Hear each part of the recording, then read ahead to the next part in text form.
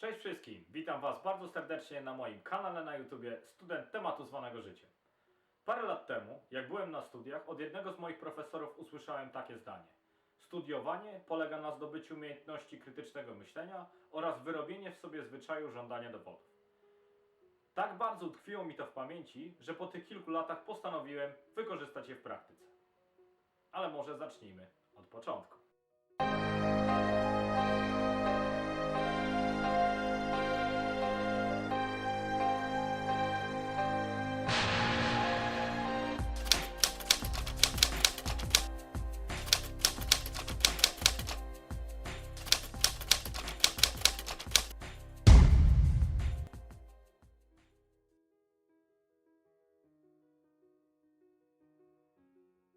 Jestem gotów założyć się z każdym z Was o 100 baniek obiecanych przez Wałęsę, że przynajmniej raz w życiu zadaliście sobie pytanie, jak to wszystko się zaczęło. Aby udzielić odpowiedzi na to pytanie, musimy sobie jasno zdefiniować, czym jest wszechświat i jakie są jego prapoczątki. Wszechświat, po łacinie uniwersum, czyli wyrażenie oznaczające wszechrzeczy, każdego, wszystkich ludzi. Istnieją głosy, że jest to zlepek właściwie dwóch słów. Uni, oznaczającego jeden lub pojedynczy, oraz versum, oznaczającego wyrażenie lub sentencję, więc jakoby samo stwierdzenie uniwersum miało oznaczać jedna wypowiedziana sentencja. Powiem szczerze, nie znalazłem jednoznacznych dowodów, które mogłyby potwierdzić tę teorię. Moim zdaniem słowo uniwersum ma charakter pojęcia pierwotnego i podobnie jak zbiór w matematyce nie definiujemy tego pojęcia, po prostu przyjmujemy, że tak jest. Raczej niewiele nam to mówi, więc może lepiej przyjrzyjmy się, z czego wszechświat jest zbudowany. Składowe wszechświata to czas, przestrzeń i materia. Są tacy, którzy dodatkowo wyróżniają energię oraz strukturę, jednak w moim odczuciu jest to wynik interakcji trzech pierwszych i w naszym modelu nie będę ich wyróżniał. Skoro już wiemy, czym jest wszechświat i z czego jest zbudowany, odpowiedzmy sobie na pytanie o ów początek. Dla pełniejszego zgłębienia tematu wybrałem dwie najbardziej popularne i zarazem najbardziej skrajne teorie.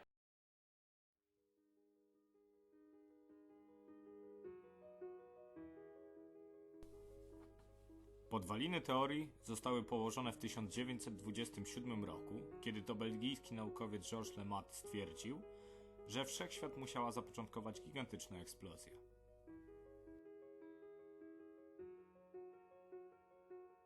Samo określenie Wielki Wybuch po raz pierwszy zostało użyte w 1949 roku przez brytyjskiego astronoma Freda Hoyla na antenie radia BBC.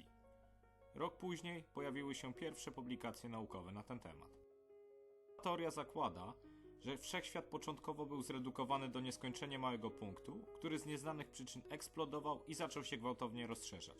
To rozszerzenie możemy zaobserwować do dziś. Zdaniem naukowców miało to miejsce 13,7 miliarda lat temu. W tej teorii mamy dwa podstawowe założenia. Założenie pierwsze. Prawa fizyki są uniwersalne.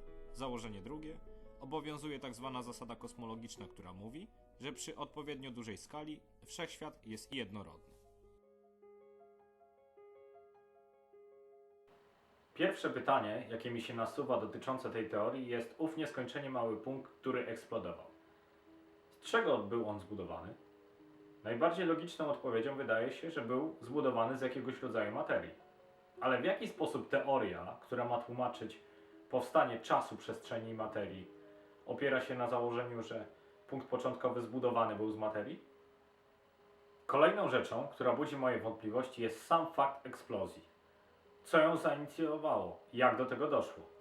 Skoro nie potrafimy udzielić odpowiedzi na te pytania, to w jaki sposób możemy stwierdzić, że tak właśnie było? Ostatnią rzeczą jest tak precyzyjne oszacowanie momentu wybuchu. Czy ta data była taka zawsze?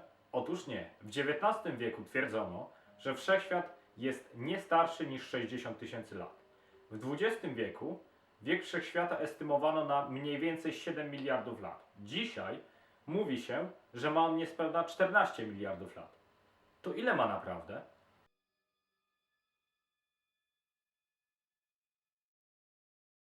Wiarygodność teorii stworzenia jest ściśle związana z naszym stosunkiem do wiarygodności Biblii. Istnieją generalnie dwa podejścia, których nie sposób pogodzić. Pierwsze mówi, że Biblia jest poprawna, dopóki ktoś nie udowodni, że jest inaczej, a drugie podejście jest takie, że w Biblię można uwierzyć pod warunkiem, że w naukowy sposób zostanie ona udowodniona.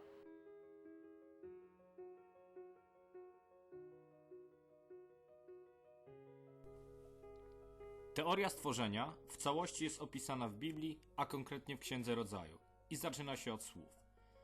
Na początku Bóg stworzył niebo i ziemię. Ziemia zaś była bezładem i pustkowiem. Ciemność zaś była nad powierzchnią wód, a Duch Boży unosił się nad wodami. Wtedy Bóg rzekł: niechaj stanie się światłość. I nazwał Bóg światłość dniem, a ciemność nazwał nocą. Jak widać, w tej teorii stworzenie jest skutkiem słowa Stwórcy. Niezależnie jednak od przyjętego podejścia, należy sobie postawić kilka pytań. Pierwsze pytanie jest takie, kim lub czym właściwie jest Bóg? Jak zrozumieć Jego istnienie? Gdzie On się znajduje? Drugie pytanie dotyczy już samego opisu procesu stworzenia. Czym jest owa światłość dnia pierwszego? Wiemy doskonale, że nie są to żadne ciała niebieskie, ponieważ te zostały stworzone dopiero w dniu czwartym, więc czym ta światłość jest? Ostatnie pytanie, czym właściwie jest Biblia? W jaki sposób powstała? Jak sami doskonale widzicie, jeden temat, dwa różne spojrzenia i jakże odmienne wnioski. Podsumujmy je krótko.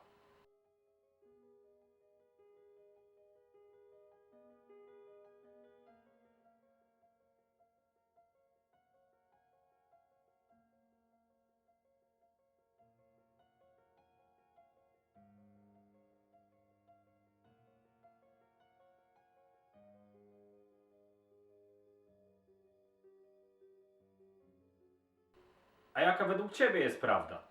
Zapraszam do dyskusji w komentarzach oraz na mojego Facebooka. A tymczasem trzymajcie się ciepło i do zobaczenia w następnym odcinku. Cześć!